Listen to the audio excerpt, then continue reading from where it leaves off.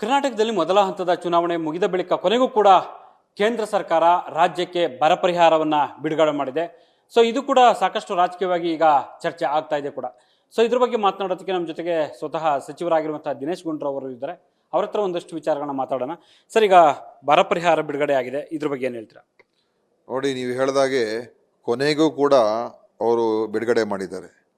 ಯಾವ ಬರ ಪರಿಹಾರ ಕಾನೂನಾತ್ಮಕವಾಗಿ ಡಿಸೆಂಬರ್ ತಿಂಗಳಲ್ಲೇ ಬಿಡುಗಡೆ ಮಾಡಬೇಕಾಗಿತ್ತು, ಅದನ್ನು ನಮಗೆ ಕೊಡದೇನೆ ನಮ್ಮ ರಾಜ್ಯಕ್ಕೆ ಅನ್ಯಾಯ ಮಾಡಿ ಅಂತಿಮವಾಗಿ ಕರ್ನಾಟಕ ರಾಜ್ಯ ನಮ್ಮ ಸರ್ಕಾರ ಸುಪ್ರೀಂ ಕೋರ್ಟ್ಗೆ ಹೋಗಿ ಸುಪ್ರೀಂ ಕೋರ್ಟಲ್ಲಿ ನಮ್ಮ ಪರವಾಗಿ ಅನಿವಾರ್ಯವಾಗಿ ಅವರ ಒಂದು ಖಜಾನೆಯಿಂದ ನಮಗೆ ಕೊಡ್ತಕ್ಕಂಥದ್ದು ನಾವು ಕೋರ್ಟ್ನಿಂದ ಮಾಡಿಸ್ಕೊಂಡು ಬಂದಿದ್ದೀವಿ.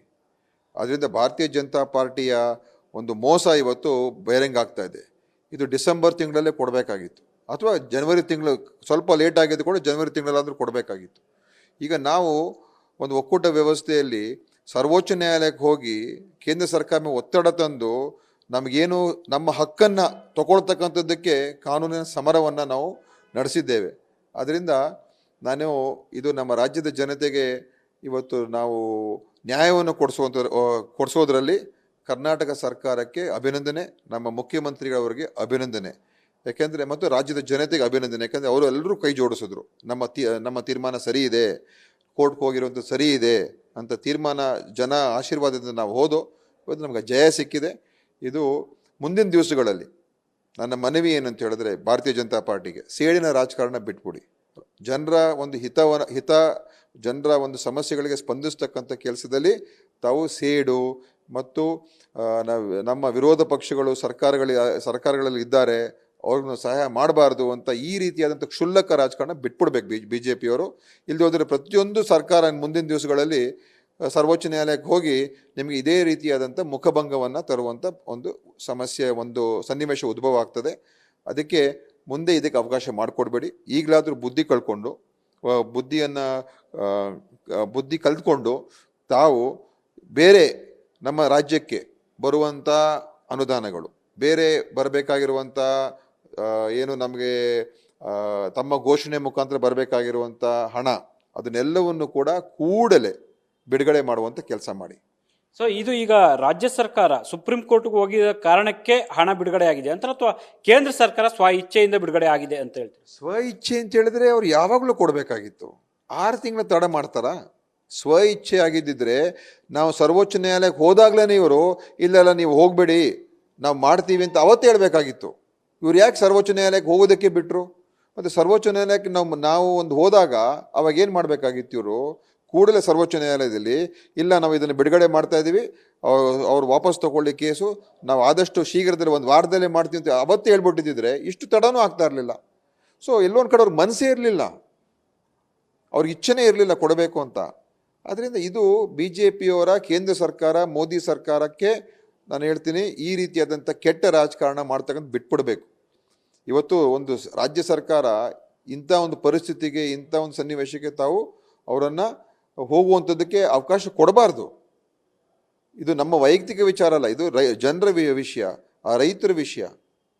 ಅದರಿಂದ ಇದು ಯಾವುದೇ ರೀತಿಯಲ್ಲೂ ಕೂಡ ಇದಕ್ಕೆ ಕೇಂದ್ರ ಸರ್ಕಾರಕ್ಕೆ, BJPಗೆ ಇದರಿಂದ ಅವ್ರಿಗೆ ನಾವು ಕೊಟ್ಬಿಟ್ಟಿದ್ದೀವಿ ಅಂತ ಸಂಭ್ರಮ ಪಡುವಂಥದ್ದು ಏನೂ ಇಲ್ಲ. ಯಾಕೆಂತ ಹೇಳಿದ್ರೆ ನಾವು ಅವರಿಂದ ಇವತ್ತು ನಮ್ಮ ಹಕ್ಕನ್ನು ತಗೊಳ್ಳೋದಕ್ಕೆ ಅವರಿಂದ ಕಿತ್ಕೊಳ್ಳುವಂಥ ಪರಿಸ್ಥಿತಿ ಬಂದಿದೆ. ಈಗ ನ್ಯಾಯಯುತವಾಗಿ ಸಿಗಬೇಕಾಗಿರುವಂಥ ಹಣವನ್ನು ತಗೊಳ್ತಕ್ಕಂಥದ್ದಕ್ಕೆ ನಾವು ಕಾನೂನಾತ್ಮಕವಾಗಿ ಹೋರಾಟ ಮಾಡಿ ಅವರಿಂದ ಕಿತ್ಕೊಳ್ಳುವಂಥ ಕೆಲಸ ಇವತ್ತು ರಾಜ್ಯ ಮಾಡಿದೆ. ಸೊ ಅವ್ರಿಗಿದು ಮುಖಭಂಗ, ಮತ್ತು ಇದರಿಂದ ಪಾಠ ಕಲಿಬೇಕು. ಅವರು ಪಾಠ ಕಲಿತು ಮುಂದೆ ಈ ಥರದ ಸನ್ನಿವೇಶಗಳು ಉದ್ಭವ ಆಗದೇ ಇರುವಂಥ ರೀತಿಯಲ್ಲಿ ಕೇಂದ್ರ ಸರ್ಕಾರ ನಡ್ಕೋಬೇಕು. ಸರ್, ಈಗ ಯಾಕಂದ್ರೆ ನೀವು ಕೇಳಿದ್ದು 18,172 ಕೋಟಿ, ಆದರೆ ಕೇಂದ್ರ ಸರ್ಕಾರ ಬಿಡುಗಡೆ ಆಗಿರೋದು ಈಗ 3,400 ಕೋಟಿ ಸಮಥಿಂಗ್. ಇದು ನಿಮಗೆ ತೃಪ್ತಿ ತಂದಿದೆಯಾ? ಖಂಡಿತ. ನೋಡಿ, ನಮಗೆ ನಮ್ಮ ಬೇಡಿಕೆ ಇದ್ದಿದ್ದು ಬಹಳ ದೊಡ್ಡ ಒಂದು ಮೊತ್ತ, 18,000 ಕೋಟಿ. ಅದು ವರದಿ ಆಧಾರದ ಮೇಲೆ ನಮ್ಮ ಎಲ್ಲ ವರದಿಗಳನ್ನು ಒಪ್ಪಿಸಿದ್ದೇವೆ. ಅವರು ಕೂಡ ಬಂದು ನೋಡ್ಕೊಂಡು ಹೋಗಿದ್ದಾರೆ. ಅದು ನನಗೆ ತೃಪ್ತಿ ತಂದಿಲ್ಲ. ಯಾಕೆಂತ ಹೇಳಿದ್ರೆ ಇಷ್ಟು ತಡವಾಗಿ ಕೊಡ್ತಾ ಇದ್ದೀರಾ, ಇಷ್ಟು ಒತ್ತಡ ತಂದು ನೀವು ಕೊಡ್ತಾ ಇದ್ದೀರಾ. ಅದಕ್ಕೆ ನಿಮ್ಮ ಸ್ವಲ್ಪ ಆದರೂ ನಾವು ತಡ ಮಾಡಿದ್ದಕ್ಕಾದರೂ ಇನ್ನು ಸ್ವಲ್ಪ ಹೆಚ್ಚಿಕೊಳ್ಳೋಣ ಅಂತ ಯೋಚನೆ ಮಾಡಬೇಕಾಗಿತ್ತು.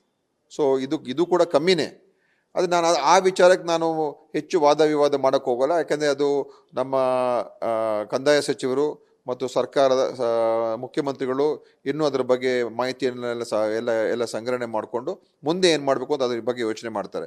ನಾನು ಹೇಳುವಂಥದ್ದು ಇಷ್ಟೇ, ಈ ಒಂದು ಪರಿಸ್ಥಿತಿಗೆ ಬರಬಾರ್ದಾಗಿತ್ತು ನಾವು. ಸೊ BJPಯವರು ಮುಂದೆ ಆದರೂ ಈ ಥರದ ಘಟನೆಗಳು ಅಥವಾ ಈ ಥರ ಪರಿಸ್ಥಿತಿಗಳು ಪುನರಾವರ್ತನೆ ಆಗ್ತಕ್ಕಂಥದ್ದನ್ನು ಅವಕಾಶ ಕೊಡಬಾರ್ದು. ಈಗ ಸುಪ್ರೀಂ ಕೋರ್ಟ್ಗೆ ಹೋಗಿದ್ದಕ್ಕೆ ನಮ್ಗೆ ಜಯ ಸಿಕ್ಕಿದೆ. ಮೊದಲೇ ಹೇಳಿದರು ಸೋಮವಾರದಿಂದ ಒಳಗೆ ಕೊಡ್ತೀವಿ ಅಂತ, ಅದು ಕೊಡಲೇಬೇಕಾಗಿತ್ತು, ಇವತ್ತು ಕೊಟ್ಟಿದ್ದಾರೆ. ಅದರಿಂದ ಮೋದಿ ಮತ್ತು ಅಮಿತ್ ಶಾ ಅವರಿಗೆ ಇಬ್ಬರಿಗೂ ಇದು ಒಂದು ಪಾಠ ಅಂತ ನಾನಂತೂ ಅಂದ್ಕೊಂಡಿದ್ದೀನಿ. ಈ ಕುಮಾರಸ್ವಾಮಿ ಅವರು ಹೇಳ್ತಿರೋದು, ಈಗ ಕೇಂದ್ರದಿಂದ ಹಣ ಬಿಡುಗಡೆ ಆಗಿದೆ, ಈಗ ರಾಜ್ಯ ಸರ್ಕಾರ STRF ಇಂದ ಎಷ್ಟು ಹಣ ಬಿಡುಗಡೆ ಮಾಡಿದ್ದಾರೆ, 2,000 ರೂಪಾಯಿ ಹಂಚಿಕೆ ಮಾಡಿದ್ದಾರೆ, ಕೆಲವು ಕಡೆ ಎಲ್ಲ ಹೋಗಿದ ಕಡೆ ಹಣವನ್ನೇ ಕೊಟ್ಟಿಲ್ಲ ಅನ್ನೋಂಥ ಒಂದು ಮಾತನ್ನು ರೈತರು ಹೇಳ್ತಿದ್ದಾರೆ ಅಂತ. ಕುಮಾರಸ್ವಾಮಿ ಅವರು ಹೇಳಿಕೆಗೆ ನೋಡಿ, ಸರ್ಕಾರ ಅಧಿಕೃತವಾಗಿ ಉತ್ತರ ಕೊಟ್ಟಿದ್ದೀವಿ. ಇದೆಲ್ಲ ಡೈರೆಕ್ಟಾಗಿ ಅವರು ಬ್ಯಾಂಕ್ ಅಕೌಂಟ್ಗಳಿಗೆ ಹೋಗುವಂಥದ್ದು, ಅದೆಲ್ಲವನ್ನು ಕೂಡ ನಾವು ಹಸ್ತಾಂತರ ಮಾಡಿದ್ದೇವೆ. ಆಯಿತಾ, ಇನ್ಪುಟ್ ಸಬ್ಸಿಡಿಯನ್ನು ನಾವು ಕೊಟ್ಟಿದ್ದೀವಿ. ಅದರಿಂದ ಕುಮಾರಸ್ವಾಮಿ ಅವರು ಇವತ್ತಿನ ದಿವಸ ಅವರಿಗೆ ಆಧಾರ ರಹಿತವಾದಂಥ ಮಾತುಗಳನ್ನು ಆಡ್ತಾ ಇರುವಂಥದ್ದು, ಅವರೊಬ್ಬ ಮಾಜಿ ಮುಖ್ಯಮಂತ್ರಿಯಾಗಿ ಆ ಥರ ಹೇಳಿಕೆಗಳು ಕೊಡಬಾರ್ದು. ನಾವು ಕೊಟ್ಟಿರೋದಕ್ಕೆ ಪ್ರೂಫ್ ಅಂತ ಹೇಳಿದ್ರೆ ನಮ್ಮ ಟ್ರೆಜರಿಯಿಂದ ಅವ್ರ ಅಕೌಂಟ್ಗಳಿಗೆ ದುಡ್ಡು ಹೋಗಿದೆ. ಆಯಿತಾ, ಅದು ನಾವು ಭಾಳ ಒಂದು ವ್ಯವಸ್ಥಿತವಾದಂಥ ರೀತಿಯಲ್ಲಿ ಮಾಡಿದ್ದೀವಿ. ಮತ್ತು ಇನ್ನೊಂದು ಏನಂತ ಹೇಳಿದ್ರೆ, ಈ ಬಾರಿ ಅದರಲ್ಲಿ ಯಾವುದೇ ಒಂದು ಸೋರಿಕೆ ಆಗಬಾರ್ದು ಅಥವಾ ಅನರ್ಹರಿಗೆ ಸಿಗಬಾರ್ದು ಅಂತ ಭಾಳ ವ್ಯವಸ್ಥಿತವಾದಂಥ ರೀತಿಯಲ್ಲಿ ಅದನ್ನು ನಾವು ಮಾಡಿದ್ದೇವೆ. ಅದು ಕೂಡ ಭಾಳ ಚೆನ್ನಾಗಿ ಇವತ್ತಿನ ದಿವಸ ನಮ್ಮ ಕಂದಾಯ ಸಚಿವರು ಆ ಕೆಲಸವನ್ನು ಮಾಡಿದ್ದಾರೆ ಮತ್ತು ಅದನ್ನು ನಿರ್ವಹಣೆ ಮಾಡಿದ್ದಾರೆ.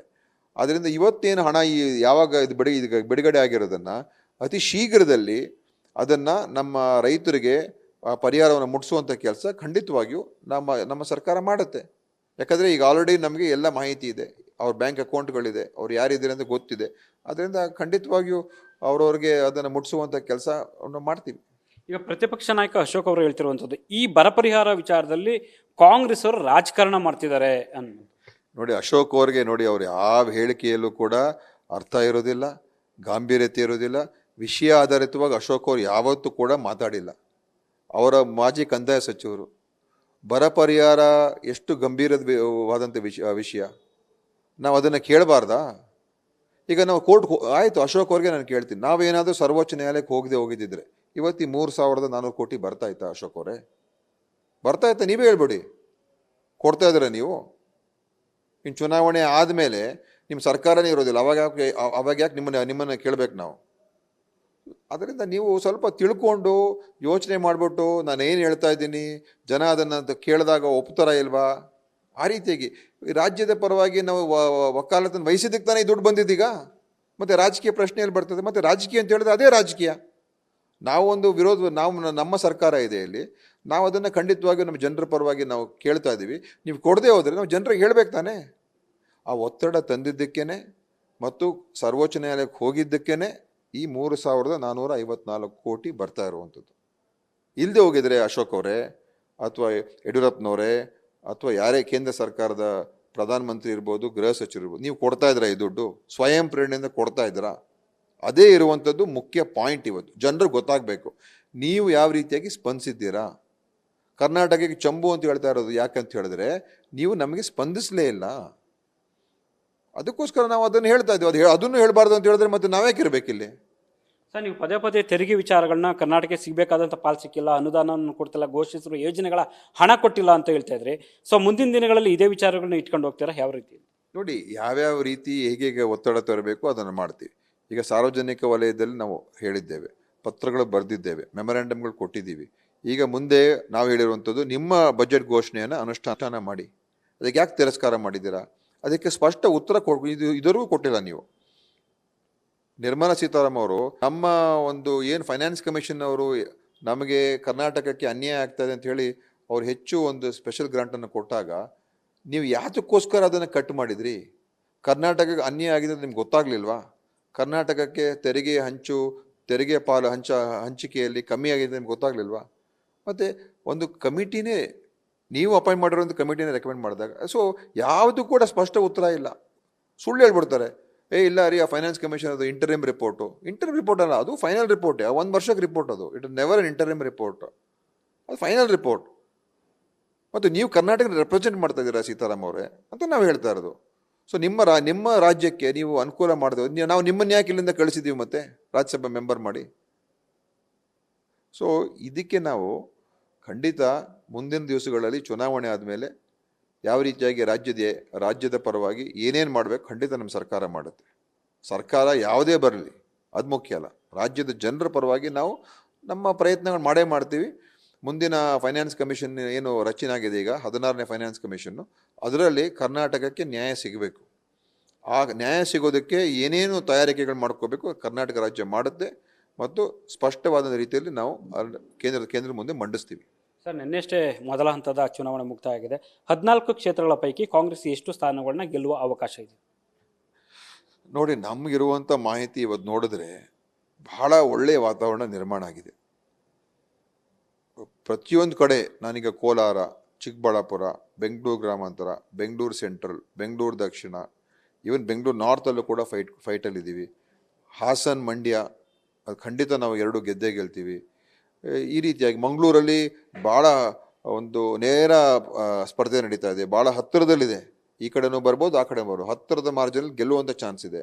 ಅದು ಅವ್ರ ಭದ್ರಕೋಟೆ ಅಂತ ಹೇಳ್ತೀವಿ. ಉಡುಪಿ ಚಿಕ್ಕಮಗಳೂರು ಚೆನ್ನಾಗಿದೆ, ತುಮಕೂರಂತೂ ಗೆದ್ದೇ ಗೆಲ್ತೀವಿ. ಸೊ ಇದನ್ನು ನೋಡಿದ್ರೆ ನಾವು 14ರಲ್ಲಿ ಒಂದು 10ರಿಂದ 11 ಗೆಲ್ಬೋದು ನಂಗೆ ಅನಿಸ್ತಾ ಇದೆ. ಈಗ ಆ ಥರದ ಪರಿಸ್ಥಿತಿ ಇದೆ. ಒಳ್ಳೆ ವಾತಾವರಣ ಇದೆ. ಖಂಡಿತವಾಗಿಯೂ ಕಾಂಗ್ರೆಸ್ ಪಕ್ಷದ ಪರವಾಗಿ ಜನ ಒಂದು ಉತ್ಸಾಹ ಇದೆ. BJP ಪರ ಉತ್ಸಾಹ ಇಲ್ಲ. ಅವರು ಒತ್ತಡದ ಮೇಲೆ ಈ ಬೇರೆ ಬೇರೆ ಪ್ರಚೋದನೆಕಾರಿ ಭಾಷಣಗಳು ಮಾಡಿಕೊಂಡು, ಅದಕ್ಕೆ ನೋಡಿ ನಿನ್ನೆ ಮತ್ತು ದುಡ್ಡನ್ನು ಹಂಚಿಕೊಂಡು, ಈಗ ನಿನ್ನೆ ಚಿಕ್ಕಬಳ್ಳಾಪುರ ಡಾಕ್ಟರ್ ಸುಧಾಕರ್ದು ಎಷ್ಟೋ ಕೋಟಿಗಳು ಸಿಕ್ಕಿದೆ. ತೇಜಸ್ವಿ ಸೂರ್ಯ ಅವರ ಒಂದು ಪ್ರಚಾರ ಹೆಂಗಿತ್ತು ಅಂತ ಹೇಳಿದ್ರೆ ದೇವರ ಹೆಸರು ಇಟ್ಕೊಂಡು ಈಗ ಪ್ರಚಾರ ಮಾಡ್ತವ್ರೆ ಎಲೆಕ್ಷನ್ ಓಟ್ಗೋಸ್ಕರ. ನೋಡಿ ಯಾವ ಮಟ್ಟಕ್ಕೆ ಅವರು ಕಾನೂನನ್ನು ಉಲ್ಲಂಘನೆ ಮಾಡ್ತಾ ಇದ್ದಾರೆ, ಕೇಸ್ ಬುಕ್ ಆಗಿದೆ.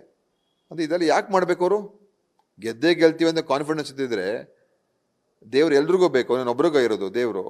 ಏನು BJP ಒಬ್ರಿಗೆ ಮಾತ್ರ ದೇವ್ರು ಇದ್ದಾರಾ? ಈ ದೇವ್ರು ಎಲ್ರಿಗೂ ಇದ್ದಾರೆ. ಯಾರು ಭಕ್ತಿಯಿಂದ ಹೋಗ್ತಾ ದೇವ್ರ ಹತ್ರ ಇರ್ತಾರೆ, ದೇವ್ರು ಅವ್ರಿಗೆ ಆಶೀರ್ವಾದ ಮಾಡಬೇಕು ಅಷ್ಟೇ. ಅದೇನು ಯಾರು ಸ್ವತ್ತಲ್ಲ. ಸೊ ಇದೆಲ್ಲ ಏನು ತೋರಿಸುತ್ತೆ? ಅವರಲ್ಲಿ ಉತ್ಸಾಹನೇ ಇಲ್ಲ. ಉತ್ಸಾಹನ ಸೃಷ್ಟಿ ಮಾಡೋಕ್ಕೆ ಹೋಗ್ತಾ ಇದೆ. ಆದರೆ ಕಾಂಗ್ರೆಸ್ನಲ್ಲಿ ಉತ್ಸಾಹ ತುಂಬಿ ತುಳುಕ್ತಾ ಇದೆ. ಆಯಿತಾ? ಎಲ್ಲೋದ್ರೂ ಕಾರ್ಯಕರ್ತರು ಜೋಶ್ ಇದೆ. ನಾವು ಗೆಲ್ಲಬೇಕು, ನಾವು ಗೆಲ್ಲಿಸ್ತೀವಿ, ಕಾರ್ಯಕರ್ತರು ಲೀಡರ್ ಒಗ್ಗಟ್ಟ ಕೆಲಸ ಮಾಡ್ತಾರೆ. ಅದೇ ತೋರಿಸುತ್ತೆ ಯಾವ ಪಕ್ಷ ಗೆಲುವಿನ ಹತ್ತಿರದಲ್ಲಿದ್ದಾರೆ, ಸನ್ನದ್ಧರಾಗಿದ್ದಾರೆ ಅಂತ ಅದೇ ತೋರಿಸುತ್ತೆ. ಸೊ ಇದಿಷ್ಟು ಕೂಡ ಸಚಿವರಾಗಿರುವಂತಹ ದಿನೇಶ್ ಗುಂಡೂರಾವ್ ಅವರ ಸ್ಪಷ್ಟವಾದ ಮಾತುಗಳು. ಕ್ಯಾಮ್ರಾ ಪರ್ಸನ್ ಮಂಜುನಾಥ್ ಜೊತೆ Harish Kakul, news first, Bengaluru. News first, ನಿರ್ಭೀತಿಯಿಂದ ನಿಮ್ಮ ಪರವಾಗಿ.